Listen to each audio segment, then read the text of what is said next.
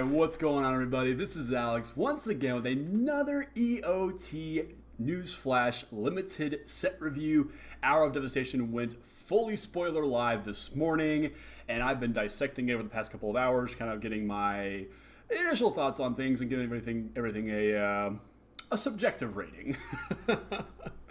The pre-release is next week, and I wanted to give you guys as much of a head start as possible. I remember the last time I did one of these, I was like the first one on YouTube to get one of these up, so that's kind of cool. So thanks for watching over here on YouTube, guys. Appreciate it. We're going to start with the white cards, and as always, we're operating on a 4-point scale. The ones are the cards you will never play. They are trash. 2s are your filler, generic spells, creatures, things like that. Your 3s are your more premium spells, removal, creatures, things of that nature. And the 4s are the absolute bombs that will pull you into a color when you open the pack. You'll go, ha, I'm going to play this mythic planeswalker, and I'm going to win games with it. So that's simple as that. We've also got a couple of side categories. We have S for sideboard, and I don't really have any build-arounds with this time. There aren't enough cards in this set that really just scream, I require a whole lot of synergy to work, so I excluded that category. But if the situation pops up, I will certainly make mention of it. So let's get kicked off right away with the white cards. We're starting with Act of Heroism. 1 in a white instant at common. Untap target creature. It gets +2/+2 until the end of turn and can block an additional creature this turn. This is really solid, just combat trickery filler. If you get blown out by this from your opponent, you have no one else but yourself to blame. But if you blow your opponent out with this, you're the best Magic player ever. Congratulations. So, solid, good filler right there. Not bad at all. Next up, we have Adorned Pouncer, 1 in a white with a 1/1 cat at rare. And this cat has a knife attached to his tail. Maybe it's friends with the cat from the Innistrad card, the donation card. I forget what it's called now. Anyway, so this thing has double strike, and this is the first instance of our new mechanic, Eternalize, which is effectively Embalm, but it turns it into a 4/4 version of itself, except that it is a black zombie in addition to its original types, and every card has a different internalized cost. This one's 3 white, and you get it, and it turns it into a 4/4, and you can only internalize as a sorcery because Wizards doesn't want us having cool combat trickery, but that's fine. A double striking 4/4 ain't nothing to scoff at. I give this thing a 2.5. It's a little fragile on the front end, but the back end, yikes. Next up, we have Angel of Condemnation, 2 white creature angel at rare. It's a 3/3 of flying and vigilance. You can pay 2 and a white and tap it, exile another target creature, return that card to the battlefield under its control at the beginning of the next end step. So a good way to blink out blockers and things like that. Just kind of get tricky. Additionally, you can pay 2 and a white and tap it and exert it. The whole doesn't untap during your next untap phase. And you can exile another target creature until Angel of Condemnation leaves the battlefield. So you can do this as many times as you want to, as long as it doesn't die. So if your opponent doesn't have removal and you're just constantly machine gunning down your opponent's creatures, it's gonna get a little hairy for them to win. This thing is probably going to see a good amount of constructed level play once we see rotation and Gideon goes away, because right now paying 4 mana in white means you're playing Gideon, and if you're playing anything else, you're not doing it right, I figure. So this lady, I should say, very, very solid. Gave her a 3. I will start this in almost any white deck I play. Moving right along to Angel of the God Pharaoh. This is a 4 white creature angel at uncommon with flying and cycling. It's a 4/4, and that's just a pretty good rate. It's a dragon. Yeah, give it a 2.5. The cycling makes it a little bit better, and if you're able to pull this thing back at any point and replay it, bonus points. Next up, Aven of Enduring Hope, 4 and a white for a bird cleric at common. It's a 3/3 flying, and when it enters the battlefield, gain 3 life. So nice little combo with our good friend Angel of Condemnation. I like stats like this. Mana cost is a little high, but 3 power flyers at this rate are really great and limited, especially when they have an ability tacked on that just so happens to play into our next card, Crested Sunmare. 3 white for a horse. Of course. A horse. Mythic rare 5/5 that gives other horses. I'm sorry. Freaking horse tribal in this set. Other horses you control have indestructible. And I just At the beginning of each instep, if you gained life this turn, create a 5/5 white horse creature token. I just don't get this. If they're hinting at something greater moving down the line, great, I'm all for it. Maybe in addition to dinosaurs and Ixalan, we're riding horses as well. Although, given the choice between the two of them, I know where I stand. Dun, dun, dun, dun, dun. That's my dinosaur music. Anyway, Crested Sunmare is not, anything to scoff at. It's if you can get the life trigger to go off, and there's a couple of cards in this set that actually just incidentally will gain you life just by playing Magic. This is actually kind of scary. It can get out of hand very, very quickly, especially with the Indestructible Clause attached to them. So I gave Crested Sunmare a 2.5 here. By itself, it's just a 5-mana 5/5, and that's nothing all that exciting. But yeah, Horse Tribal, cool.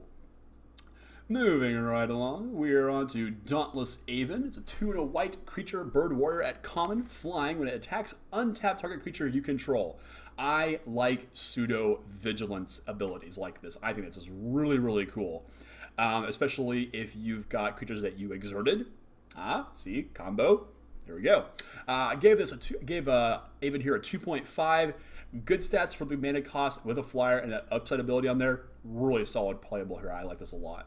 Next we have Desert's Hold, 2 white for an enchantment aura at uncommon to enchant a creature. When it enters the battlefield, if you control a desert or there's a desert in your graveyard, we'll get to those in a little bit, you gain 3 life. Enchanted creature can't attack, block, and its activated abilities cannot be activated. So this is just a good solid pacifism effect with upside, and that's good. I couldn't give this a 3 just because it's not, permanent removal. This can be blown up. But as far as effects like this go, pacifisms are really great and limited. So definitely play this very heavily. Next we have Disposal Mummy, 2 white for a 2/3 zombie jackal at common, and when it enters the battlefield, exile target card from an opponent's graveyard. I have to point out the art right here because the flavor text is indicating that some of these anointed zombies took extreme lengths to fulfill their duties, basically getting rid of other zombies, and this dude's lit the other guy on fire. That's so cool. Anyway, effectively, this is just a 2/3 for 3 with upside, and it is what it is. If it gets blinked at any one point, great. If your opponent has a ton of graveyard matters cards, that stock goes up quite considerably actually. But as it is, it's just kind of meh. It's a 2.25 for me. Decent solid filler. Nothing to write home about.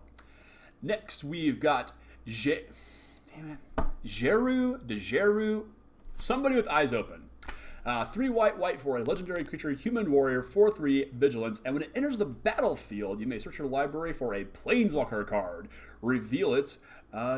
Just planeswalker card. Yeah. Reveal it, put it into your hand, then shuffle your library. If a sorcerer deal damage to a planeswalker you control, prevent 1 of that damage. Unfortunately, 99% of the time in limited, this is going to be a 5-mana 4/3 with vigilance. And that's unfortunate. That being said, that's nothing. I mean, that's a hard thing to beat through right there. Vigilance is no joke in limited, and 5-mana for a 4/3 with that kind of stats is pretty impressive. So I give it a 2.5. And if you ever get to combo off and you go get your Gideon or any other planeswalker, if you're playing this in a constructed level event, then we're doing something, I guess. But whatever.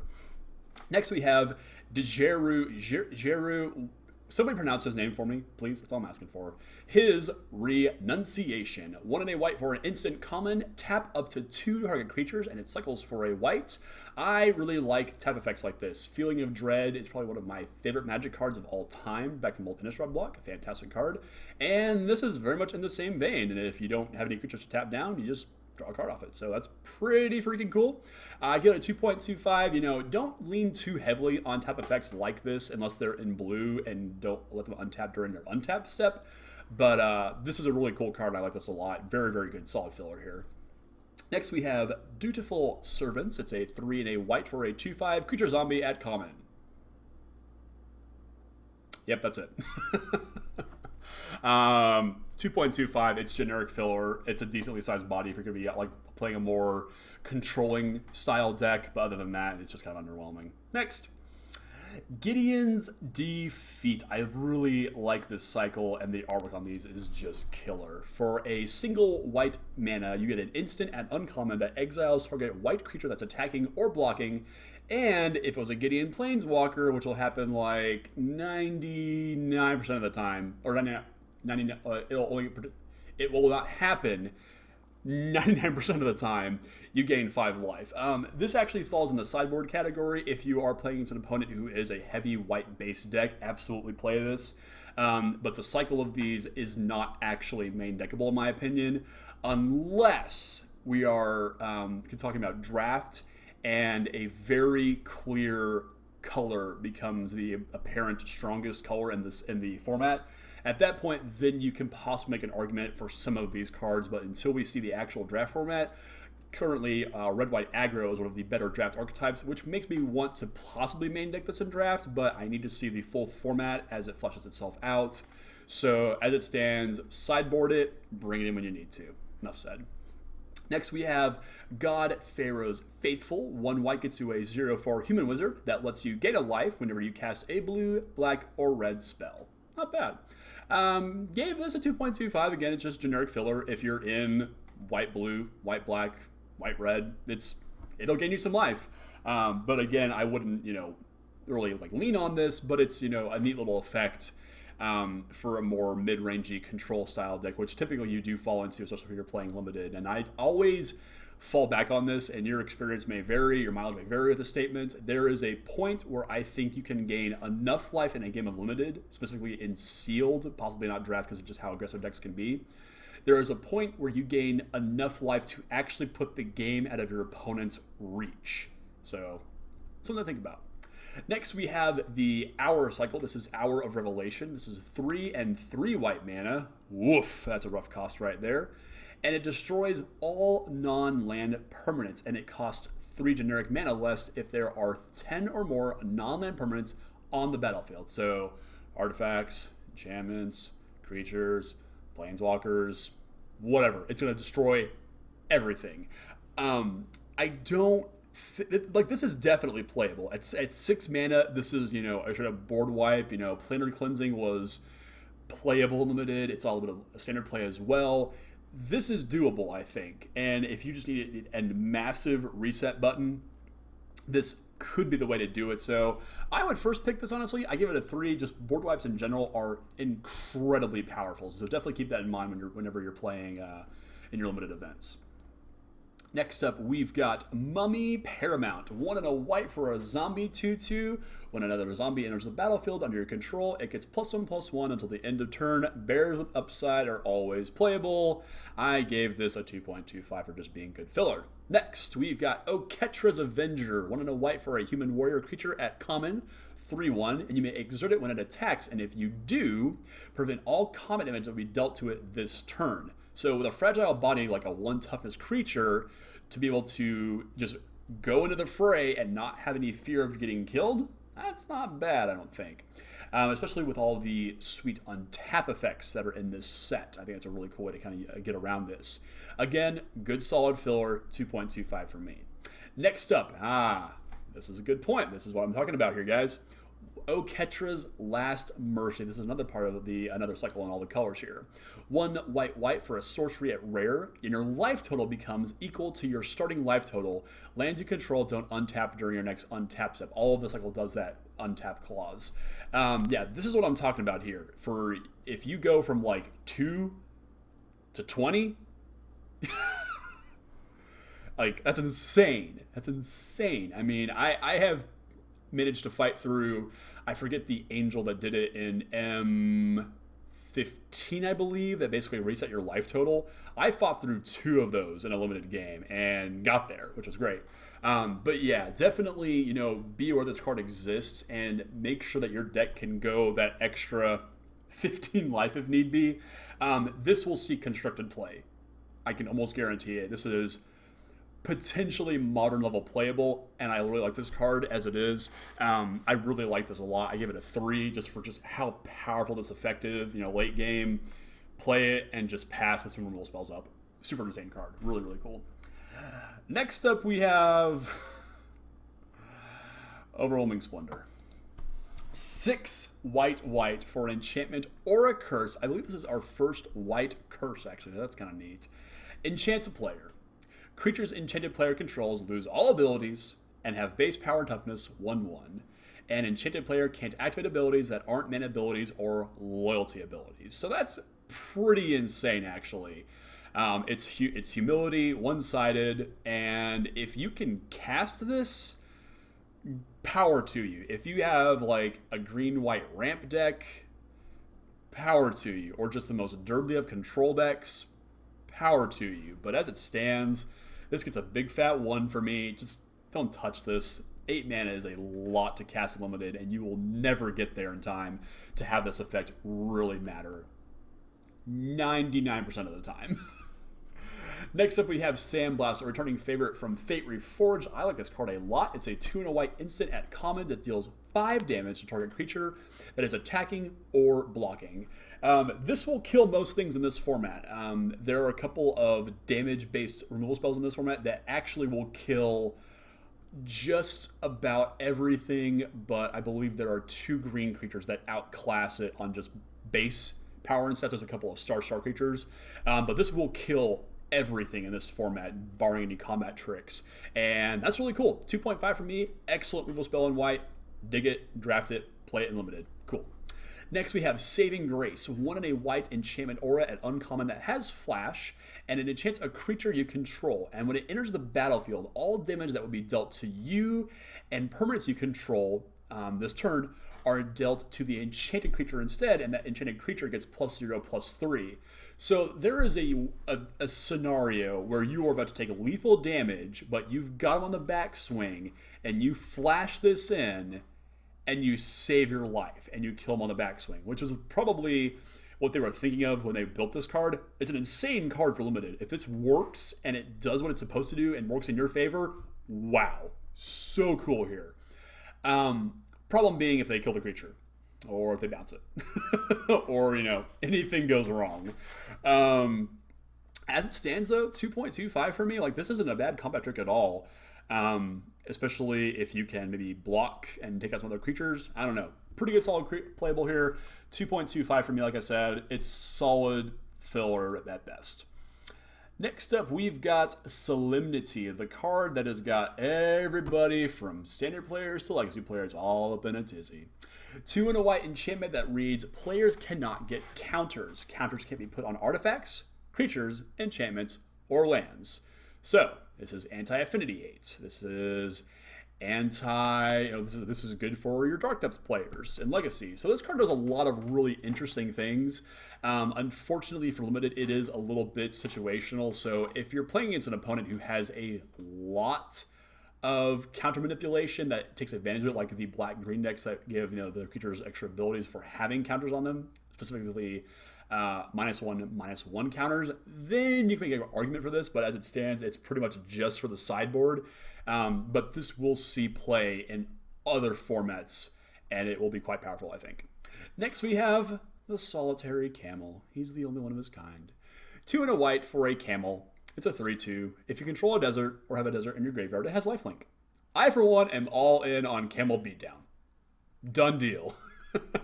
2.25 for me, solid filler right here. I like this card a lot. I love the art especially. It's very, the contrast is fantastic, I think. Really, really great art here.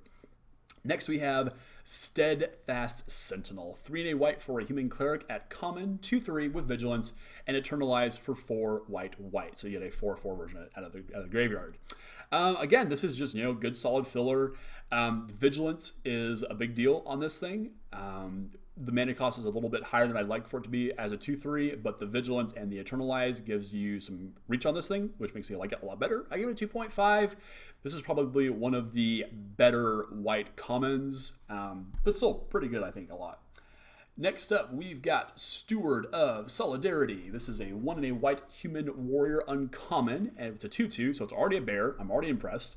You can exert it, and just by tapping it, so I'm not even having to attack. You can't attack with it to exert. You just tap it, which is kind of cool that they're doing a variation on exert. And it makes a 1/1 white warrior creature token with vigilance. That's really cool, especially if you can untap it somehow. Again, Mambo combo. I gave our steward here at 2.5 because a army in a can is always good. I like it a lot. Sun Scourge Champion, 2 and a white for an uncommon 2/3. When it enters the battlefield, you gain life equal to its power. And you can eternalize it for 2 and 2 white plus discarding a card. So that's a different cost already we're seeing here. And it comes like it's a 4/4, so you gain 6 life for a small investment of 7 mana, and you get some bodies out of it. Not bad at all.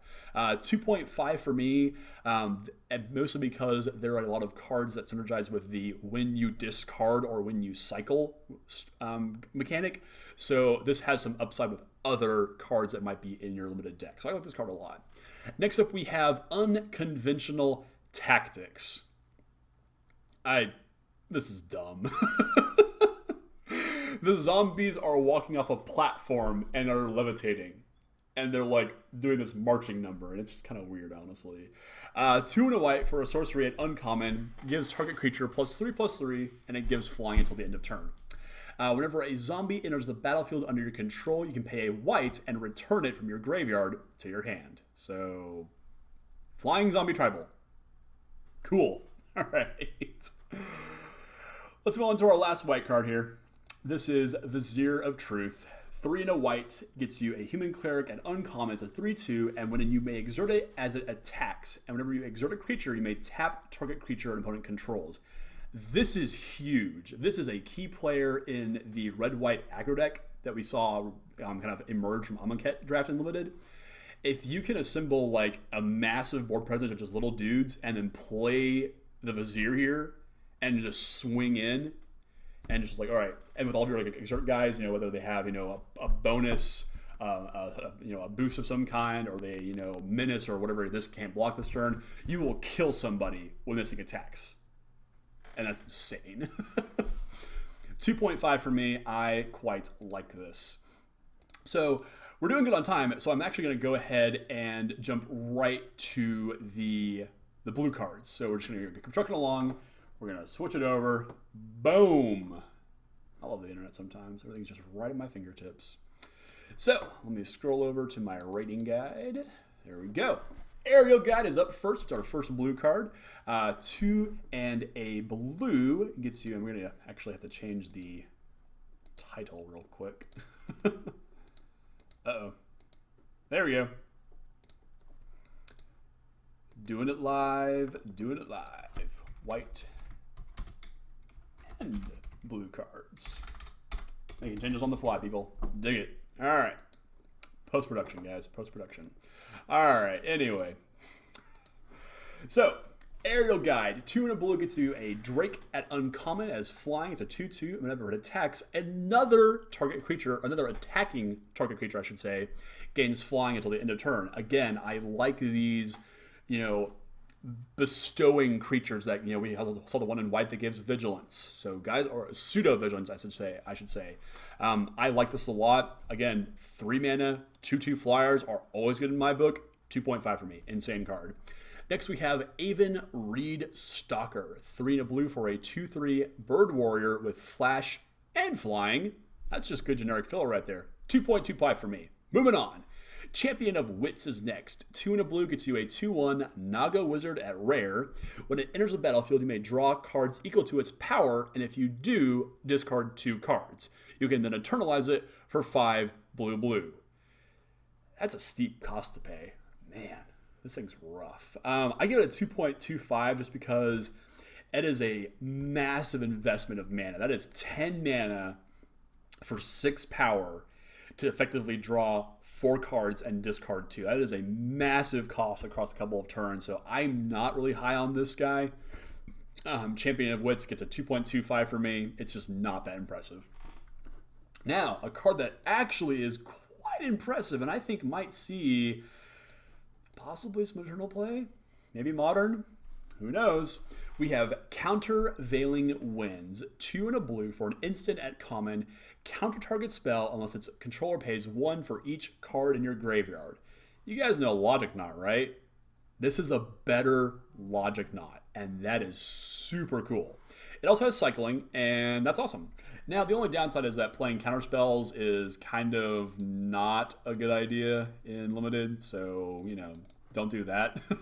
Holding up mana when you could be affecting the board in a, positive manner is always advantageous and more beneficial than to just cast, than to constantly hold up mana, so keep that in mind. This is still a really great card. I think it's going to see some all-out play in probably Constructed, which is fantastic. So yeah, this is a 2 for me, and just because in Limited, it's hard to hold up counter magic at all times. Next, we have Cunning Survivor. 1 and a blue for a 1/3 human warrior at common, and whenever you cycle or discard a card, it gets +1/+0 until the end of turn and can't be blocked. Cool. Bad filler, if you ask me. This is a 2. Next, we have Eternal of Harsh Truths. Gets you a 2 and a blue, 1/3 zombie cleric at uncommon, showcasing a new mechanic. This is Afflict, which is always followed by a number.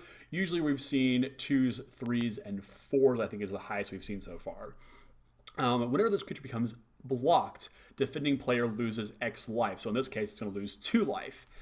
Upside, whenever Eternal of Harsh Truths attacks and isn't blocked, you draw a card. So we have these things called Punisher mechanics. Give your opponent the choice. You either do this and this happens, or if you do the opposite, this will happen. And typically, Punisher mechanics have not been good. This is a great example, I think, of a really well-designed Punisher mechanic. Either you block it and take 2, or you take 1 and let me draw a card. And I guarantee you, if this thing survives, it will be blocked more times than it is not, because drawing cards Limited is absolutely the way to win a game of Limited. So keep that in mind when you're playing against this guy or playing with this guy and win games. It's a 2.5 for me. This card's awesome. Next up, we've got Frayed into Sanity. Everyone's after Metallica. Sorry. Fraying Sanity, 2 and a blue, enchantment or a curse at rare, enchants a player. At the beginning of each end step, enchanted player puts the top X cards of his or her library into his or her graveyard, where X is the number of cards put into that graveyard from anywhere this turn. So, casting spells, cycling spells, milling effects, creatures from going from the battlefield to the graveyard, all kinds of nonsense. But don't play this card, it sucks. This is a 1. Milling is not a way to win, people. Just friends don't let friends mill other friends. It's that simple. It's a 1. Next, we have Hour of Eternity. XX blue, blue, blue. Sorcery at rare, or is it mythic? Yeah, it's rare. Exile X target creature cards from your graveyard. For each card exiled this way, create a token that's a copy of that card, except it's a 4/4 black zombie. So, let's do the math, people. For 5 mana, you can get 1. For 7 mana, you can have 2. For 9 mana, you can have 3. So, you see what I'm getting at here? This card sucks. Yes, it does something stupid in Standard where you can get like 22 power on the board and like, I don't even know what turn it is, but yeah, you can just kill one shot with this card, but just, no. This is a 1. Don't play this. I'll tell you what's not a joke, though. Imaginary Threats. 2 and 2 blue for an instant at uncommon. Creatures target opponent controls attack this turn if able. During that player's next untap step, creatures he or she controls don't untap. And it cycles as well for 2. This card is bananas. This is the activated ability half of Biden of Thassa. And if you ever got to activate that ability and just suicide your opponent's creatures into your board state, you win that game. And this is essentially like that. So this lets you either force your opponents to, again, suicide their board into your guys, force them to have combat tricks, if anything, or you basically, make a bunch of little dudes come in and you take some damage and you come on the backswing. Super insane card, and you're effectively time walking them if you can make them tap, which is just nuts. This card is super good. This is probably one of my favorite blue uncommons, and using this to its full power will win you a lot of games. I can almost guarantee that. 2.5 for me. I like this card a lot. Next up, we have Jaces Defeat. For 1 and a blue, you get an instant that lets you counter target blue spell. If it was a Jace Planeswalker spell, scry 2. Now, How many Jace Planeswalkers are in the Amonkhet limited environment? Go ahead. Answer me right now. Yeah, it's 0. This is just Gainsay. Sideboard again. Play against blue decks, bring it in. Sure. By all means. But yeah, you will not get that upside otherwise. Not going to happen. Next up, we have Kefnet's Last Word. 2 blue sorcery at rare, and it lets you gain control of target artifact, creature, or enchantment, and lands you control don't untap during your untap step, or your next untap step. So this is control magic with upside now, being able to touch creatures and enchantments, with the only downside being the untap thing. This card's actually really insane. This is a 3.5 for me. There are not, this is main boardable, and there are not enough good enchant removal spells to main board either, so your opponent has to board in against this card. And if they have a bomb and they just go, all right, here's my dragon, you're like, okay, cool, now it's my dragon, thank you. Problem solved. So I give this card a 3.5. Like, this is a bomb. Control magic is a bomb. Moving on, we have Nimble Obstructionist. 2 and a blue gets you a creature, bird wizard at rare for a 3/1, flash, flying, and it cycles for 2 and a blue. Whenever you cycle it, you can counter target activated ability or triggered ability you don't control. So this is a 3-mana stifle on a stick that you have to cycle. So in constructed, and at least in limited, there's not a lot to do with it. Yeah, you can counter Eternalize and Embalm abilities, Planeswalker abilities. Random things will pop up, and if you are, if you're paying attention, you can find some spots where that ability can actually be very backbreaking. That being said, this has a little bit more application in Standard, and possibly I've heard some murmurings about Modern as well, simply because it stifles fetch lands, Planeswalker activations. It also, and this is something I just adore, it busts Storm like a mother. And down at the card trip that I play Modern at, there is a lot of Storm players who like to grape shot you and empty the Warrens all over your face. So, problem solved. So I gave a Obstructionist a 2.25 simply because more often than not, this will just be a 3-mana 3/1 flash flyer. Not bad at all. It's like Vendilion Click, but worse. So there you go. Next up, we've got the Ominous Sphinx. 3 blue Sphinx, 4/4 uncommon. Flying, and whenever you cycle or discard a card, target creature an opponent controls gets -2/-0 until the end of turn. Cool. Yeah, these are dragon stats by itself. That's good enough for me to play this card all the time. And cycling, and I'm already in blue. So I'm already cycling, obviously. So that's just upside for me. That's just built-in value. 2.25 for me, good card. Next we have Proven Combatant. This is a 1 blue human warrior at common. It's a 1/1, and you can internalize it for 4 blue. Again, you really have to weigh the overall cost of this card. So it's 5 power across two bodies for 7 mana. And I don't know if it's worth it or not. Just put it out there at the beginning of the game, beat down it while you can, let it die. And it might get to a point where your opponent's like, I don't want that to actually die. And this could get in for 3, 4, 5 points of damage. And eventually when they finally do have to kill it, in a few turns, you have the ability to basically just flash it back, which is pretty cool. I mean, just think of the Eternal cards as flashback, and then you kind of get a better idea of how to apply these creatures. And honestly, I might be completely wrong about Eternalize, and it might be absolutely insane. So if I have the ability to reserve judgment on one mechanic in this set, it is Eternalize.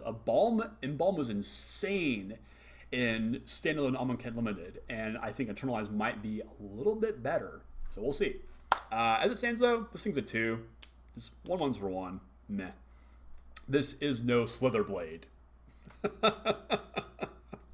Probably the hidden all-star of Amonkhet draft. Next we have Riddle Form. 1 and a blue gets you an enchantment, uncommon, and whenever you cast a non-creature spell, you may have Riddle Form become a 3/3 Sphinx creature with flying in addition to its other types until the end of turn. So that's kind of cool. And you can describe one by paying 2 and a blue. Again, this is a 2. It is one of the more build around me cards in this set. It's better in draft specifically. So if you have a rather weak pack and this is in there, and you are inclined to draft the blue-red spells deck, things with like Enigma Drake being, kind of the hallmark of that deck. This could be part of that, and it might be worth it. I don't know. Next, we've got, drumroll please, Seer of the Last Tomorrow. It's a really odd name. 2 and a blue gets you a Naga Cleric at common. 1/4, you can tap a blue and discard a card, and target player puts the top 3 cards of his or her library into his or her graveyard. There's a potential for self-milling in this set with all of the Eternalize and having cards in your graveyard that count towards other cards and giving them static bonuses. As it stands, though, this thing is just not very good. I'm not impressed by cards that mill like this, especially with more of a detriment. Yes, there's some synergy to be said about the discarding clause, which is fine, but still, I'm going to sleep on this one. Give it a 2. Bad filler. Next, we've got Sinuous Striker. 2 and a blue gets you a 2/2 Naga Warrior at uncommon. You can pay a blue and give it +1/-1 until the end of turn, and you can Eternalize and discard a card, paying 3 blue and discarding a card to get the 4/4 version of it out of the graveyard. That's pretty insane, because then this guy turns into, like, Aetherling Light. And I like Aetherling, so I like this card. 2.25 for me, good, solid, playable. It's a bear with upside, rock and roll. Next, we have Spellweaver Eternal. 1 in a blue, Naga Zombie Wizard at common, 2/1, prowess with Afflict. So again, if you're in that kind of blue-red spells deck, all of a sudden your opponent has to really kind of worry, do I block this thing, or do I take like a bazillion damage? Just something to think about there. 2.25 for me, a little bit better in draft, but it is pretty decent filler on its own. Next up, we've got Strategic Planning, and my contender for the best art in the entire set. 1 in a blue, common sorcery. Look at the top 3 cards of your library, put 1 of them into your hand, the rest in your graveyard. This card has seen play before when it was printed a million years ago. And the art of Gideon and Jace like doing this rock paper scissors nonsense is pretty awesome. So I like this card a little bit. I like it a lot actually, but it's not that great. It is generic filler at best. So it's a 2.25 depending on how, if you're looking for a specific card in your deck at that point, then go for it. Next we have Striped Riverwinder. 6 and a blue for a serpent at common, 5/5 hexproof with cycling. And this art is so out of place in this set, with everything having really striking details and a lot of really, crisp, clean lines. This looks like a freaking cartoon, like straight out of Borderlands almost. But it's still really, I like the art. It's just very, very different. Reminds me of the horse from RTR block. That just looked completely out of place art-wise, but that's beside the point. I like this simply because we have the ability to pull it back. I forget the name of the card from Amonkhet that lets you pull back 2 creatures with cycling. I believe it was black. So cycle this early and then use this as your finisher in your blue control deck because they can't kill it. Problem solved. 2.25 for me. It is pretty expensive, and for filler at that level, you've got to have the right deck for it. So decent filler at best. Next we have Supreme Will. 2 in a blue, instant at uncommon. Choose 1. Target spell is countered unless its controller pays 3, so mana leak. Or look at the top 4 cards of your library and put 1 into your hand, and the rest on the bottom of your library in any order. So Impulse, super cool. Split cards like this I think are always fantastic. I will always rate them quite highly. This is a 2.5 for me. This is one of those times where you can hold up the counter magic, and if you need to, and if they don't play anything worth countering, you just go, okay, cool, I'll Impulse then. Digging 4 and finding 1 card is pretty damn powerful. We remember dig through time, right, guys? I'm saying. All right, moving right along. Swarm Intelligence. 6 in a blue, enchantment at rare. Whenever you cast an instant or sorcery spell, you may copy that spell and choose new targets. So this is a 1. Don't play this. It is too damn expensive.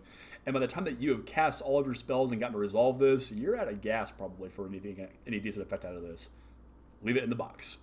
Next up, the most brutal art in the set.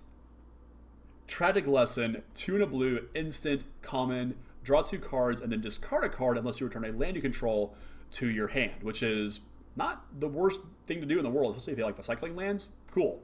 The art on this is just absolutely brutal. It is Kefnet, the blue god, being shredded by her followers. It's got a hole in its head. Kefnet dead. Kefnet real dead. All the gods dead. And we'll see who did it here in a little bit. But the gods are dead. Brutal. This card's actually pretty powerful for what it does. Again, discarding cards is actually a benefit in this set. If you have any of the common or uncommon cycling lands in your deck, by all means, pick those back up if it's late in the game and discard that for more effect. Really versatile. 2.25, really decent filler. I like it a lot. Next up, we have Unesh Cryo Sphinx Sovereign. 4 blue, Mythic Sphinx, Legendary. It's a 4/4. It flies, and whenever you cast our Sphinx spells, say that 5 times fast, cost 2 generic mana less to cast. So that's all of one other card in this set. Now, when you cast it, or when it enters battlefield, or another Sphinx enters battlefield, you get to do the best thing in Magic. It's a mini Fact or Fiction. Reveal the top 4 cards of your library, and your opponent separates those into 2 piles. And you take the pile that you want, and the other pile goes in your graveyard. That's pretty slick. It is the ultimate mind game. I have played Fact or Fiction. I have played Jace, Architect of Thoughts, and I will never say my opponents got the piles right. I will also say I've never gotten the piles right when people played against me. So this card is really powerful. This is a solid 3 for me, probably a 3.5. The Sphinx on here, that extra ability is completely irrelevant. It's commander only at that point. So Fact or Fiction your opponents and make them think they got it right, and then crush them when they realize they didn't. 3.5 for me. Next up, we've got Unquenchable Thirst. 1 in a blue gets you an enchantment aura at common, enchants a creature. And when it enters the battlefield, if you control a desert or a desert is in your graveyard, you may tap enchanted creature. An enchanted creature does not untap during its controller's untap step. I like effects like this a whole lot. This will obviously defer your opponent from attacking with their creature, or you can just tap it outright if you control a desert. Awesome stuff here. 2.5 for me. I like a good tap effect. Next up, a card that is as old as the game itself. Unsummoned. Reprinted for the 8 trillionth time, probably. 1 blue, instant at common. Return target creature to its owner's hand. Done. It's no Vapor Snag, but then again, what is? 2.5 for me, though. It is the quintessential tempo spell in Magic. Next up, we have Vizier of the Anointed. 3 in a blue, human cleric at uncommon. It's a 2/4. Whenever it enters the battlefield, you may search your library for a creature card with Eternalize or Embalm and put that card into your graveyard and then shuffle your library. Whenever you activate an Eternalize or an Embalm ability, draw a card. That's pretty cool. 2.5 for me. This card's pretty nuts. All right. Those are the white. Those are the blue cards. We're going to be doing these probably 2 colors at a time, so be sure to stick around here just a little bit for the black and the red cards. I'll be going through the entire set. This is a marathon session for me. Hopefully my voice holds out, but I hope you guys are enjoying watching this. If you have, a favorite card in the set that I haven't talked about yet, or you disagree with a rating that I've given, let me know in the comments. I am curious to know how you're evaluating these sets. Playing Magic for as long as I have has given me a pretty good feel for limited environments, but I'm always open to the possibility that I might be wrong, and it's entirely possible that I am wrong. I will not say that I get these right all the time, but yeah, if you have an idea of maybe a different interaction I might have missed, or a reason that a card is better or worse than I indicated it was, let me know down in the comments. Don't forget to like, share, and subscribe to the videos, the channels, and all that good stuff. Check out the EOT Newsflash every week over on the MTG Cast, and find us over on Facebook. Search for the EOT Newsflash. Find us on Twitter at EOT Newsflash, and send all love, hate, and respect over to EOTNewsflash@gmail.com. And stick around for the black and the red cards, and I'll be back with you guys soon. Thanks for watching.